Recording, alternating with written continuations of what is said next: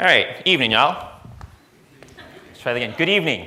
Thank you. Okay, so according to the title of this night's event, right, one of the things we're supposed to be doing here is inspiring change, like Nick mentioned. So I'm going to take a shot at that. And what I want to focus on is social change.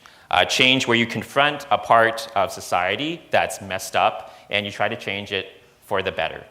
And I'm hoping that there are a bunch of people in the audience who are already passionate about the idea of social change.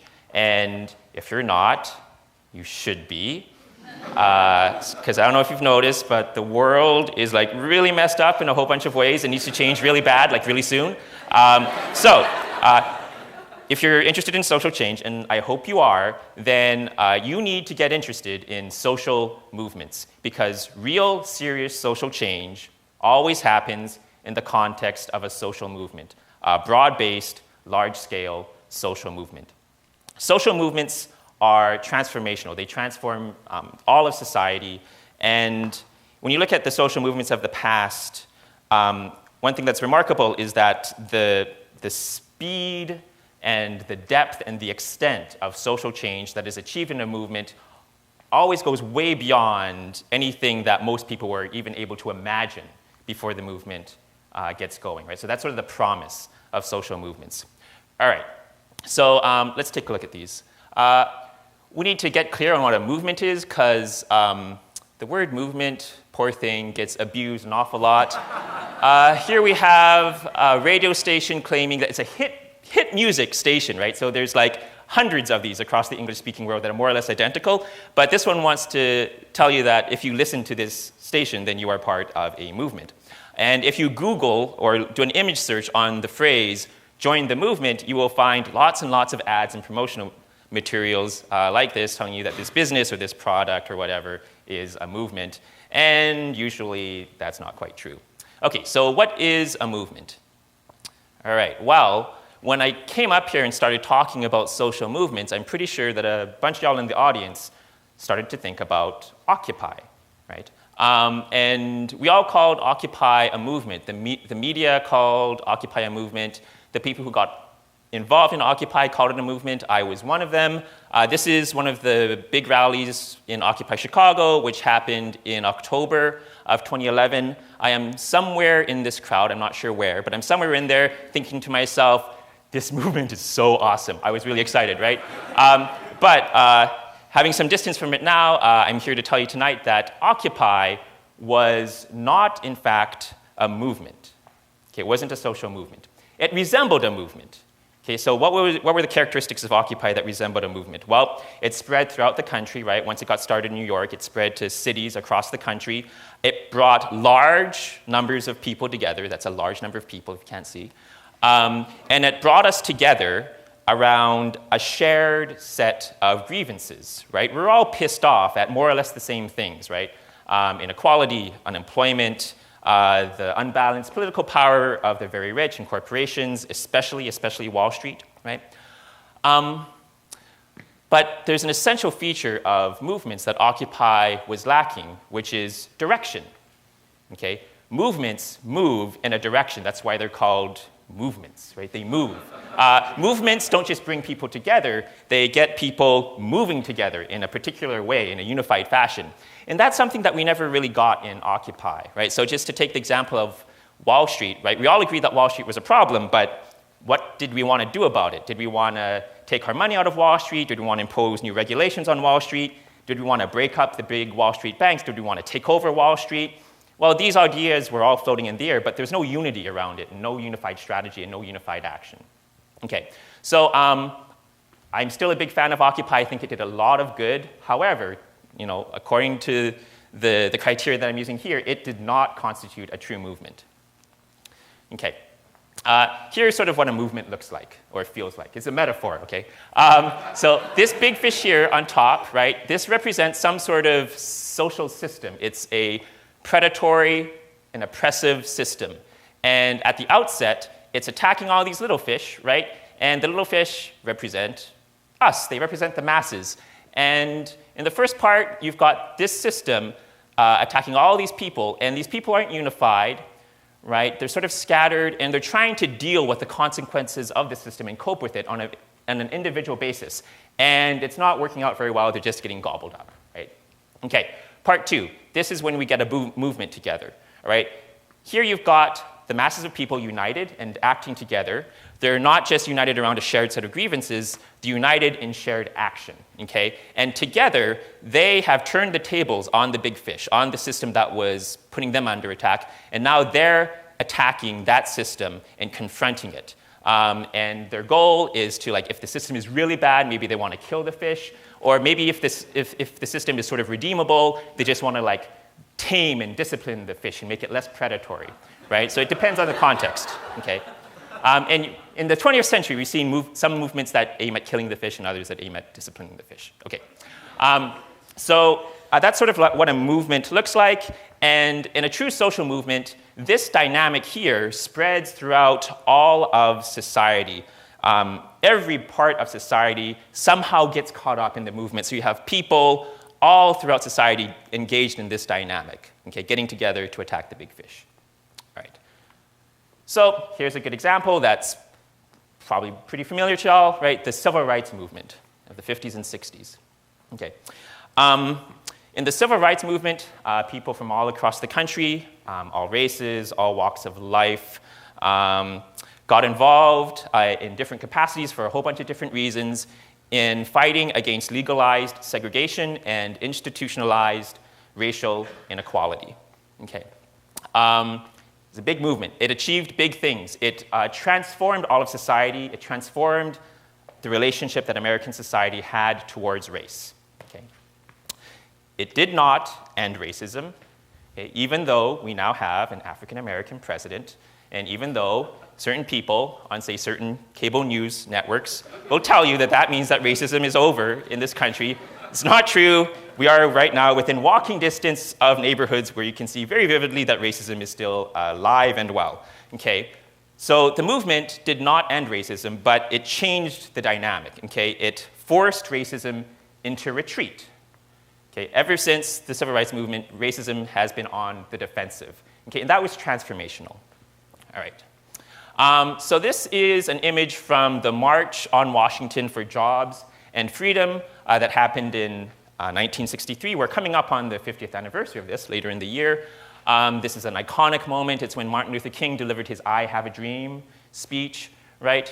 And this is at the height of the civil rights movement. Okay? But if, like me, you're interested in creating a new movement for today, you don't want to just focus on the inspiring heights of the movement.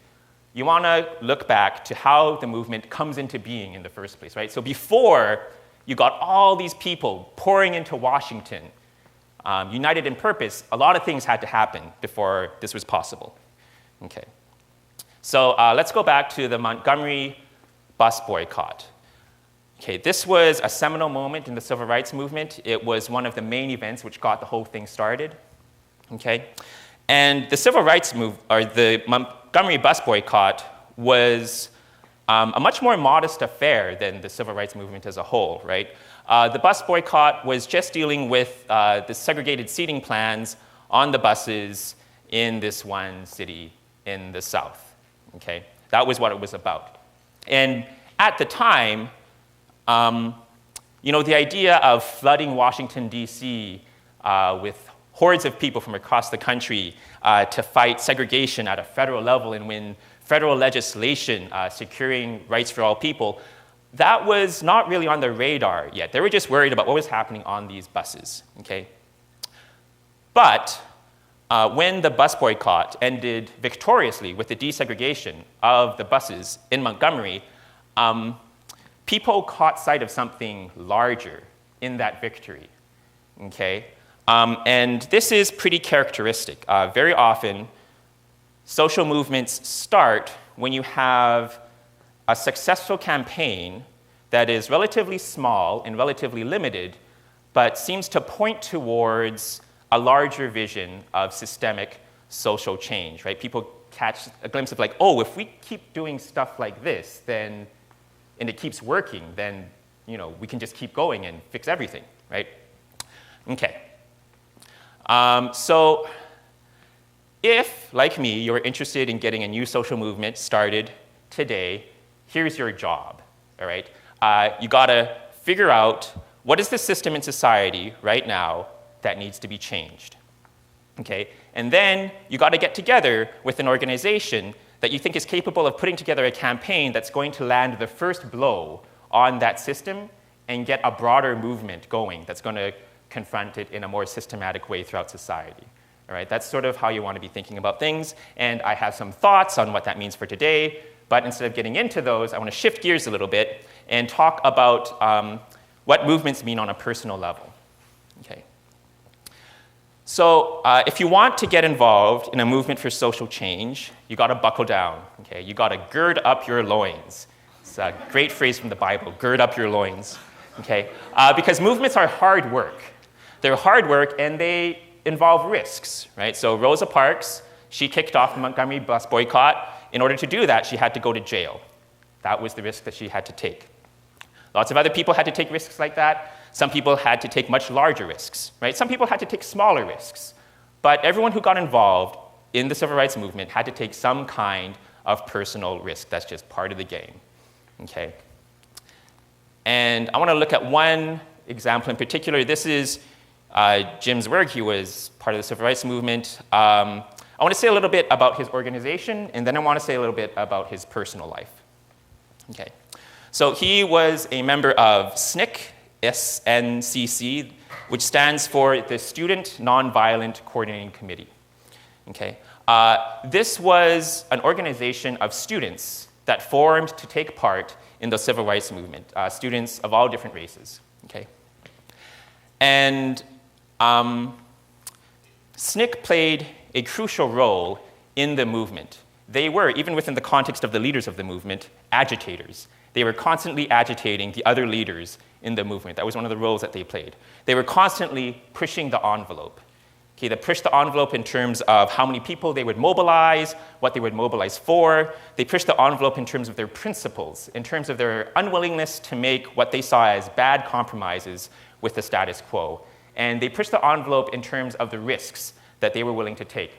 So Jim Zwerg, along with other members of SNCC, they willingly walked into situations where they were pretty sure there is a high risk of people going to try to beat them to death.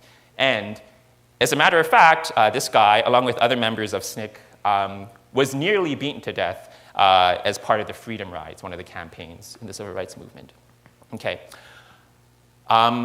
Looking back at the role that SNCC played in the civil rights movement, some people have called them the shock troops of the movement. Okay, that was the role that they played. And very often, that's the kind of role that students play in a broader social movement. Okay, they're sort of pushing the envelope. They're playing the role of the shock troops.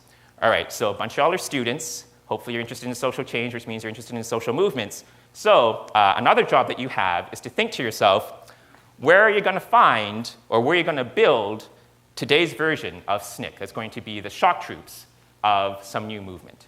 Okay, so that's one task that I want to set before y'all. All right, so that's SNCC, the organization that he was a part of. Okay, now I want to say something about his personal life. Okay, so like I said, he was nearly beaten to death, okay, by violent racists in the South. But that wasn't the only kind of opposition that he faced. He also faced a kind of opposition that was more intimate from his parents. Okay. When this guy told his parents that he wanted to get involved in the civil rights movement, they told him to stop. They condemned him. They told him that it wasn't his place, that he shouldn't make trouble like this. His mother told him that his actions were, quote, killing his father. Okay.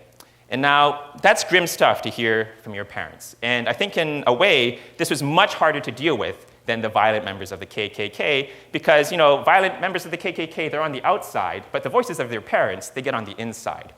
Okay, so he ended up with these voices in his head that he had to deal with, telling him that it was just not his place to confront the powers that be in a powerful way, right? And those were like inner demons that he had to deal with. And I think that everyone who wants to get involved in a movement for social change has to confront some version of this, okay, some version of these voices in your head telling you to stop. And to close with, I want to share mine, or one of mine. Okay. So first off, some background. I'm Asian. I say this in case you failed to notice. Maybe you're post-racial and you don't see race anymore. I don't know, but just so you know, I'm Asian. And what does that mean? Well, Time magazine cover from 1987, those Asian American whiz kids. Anyone seen this cover before? I read the story, it's great stuff. Okay, so this is sort of very common image of what it means to be Asian in America today, right? We're supposed to play the game really well, okay, as Asians. The game involves school and SATs and college and getting a career. We're supposed to do all of that stuff extra well, better than everyone else, right? That's sort of what this is saying about our role in society. And the consequence of that, one consequence of that, is that if you're focused on playing the game extra well, then you're not going to spend time calling the rules of the game into question. You're not going to spend time thinking about how the rules of the game might be unfair or oppressive or unjust. You're not going to spend any time getting angry at the game and thinking about how maybe you need to confront it and change it. Okay? So this is an image that gets internalized. I've internalized it. If you're Asian in this country, I bet you've internalized some piece of this. And what that creates is a voice inside of my head saying, this isn't your place. Your place is not to confront the powers that be in a powerful way. Your game is to your place is just to play the game and keep your head down and study hard or whatever.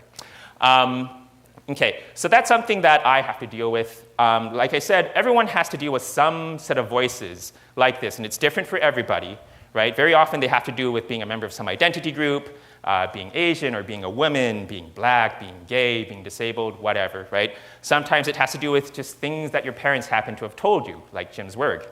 Okay, but for everyone who is socially conscious and maybe their values are pushing you to get involved in a movement for social change, for I think everyone who's like that, there's also these voices in your head telling you to stop, that that's not your place. Okay, and I think that's one of the biggest obstacles for socially conscious people to get involved. The flip side of that is that getting involved in a movement for social change forces you to confront those voices, and that can be a source of personal liberation, okay? Because those voices are oppressive. They tell you lies. Those are the voices of the devil. You got to get rid of it. And when you're forced to confront them, that can be a source of personal liberation, okay? All right. So, sorry, this is supposed to be an image of the light at the end of the tunnel. I was trying to do this metaphor thing. Anyway, okay. To sum up, okay, getting involved in movements is hard work. It involves taking risks. It involves confronting not only the powers that be that exist in society, but also the voices in your head that tell you that that's just not your place, that you should stop doing that and just sit down and be quiet, okay? But getting involved in movements can be transformational on a personal level, and it can also transform society. And like I said at the outset, society is in dire need of getting transformed. So my invitation to you all here is to find some way to get involved in that task. Thank you.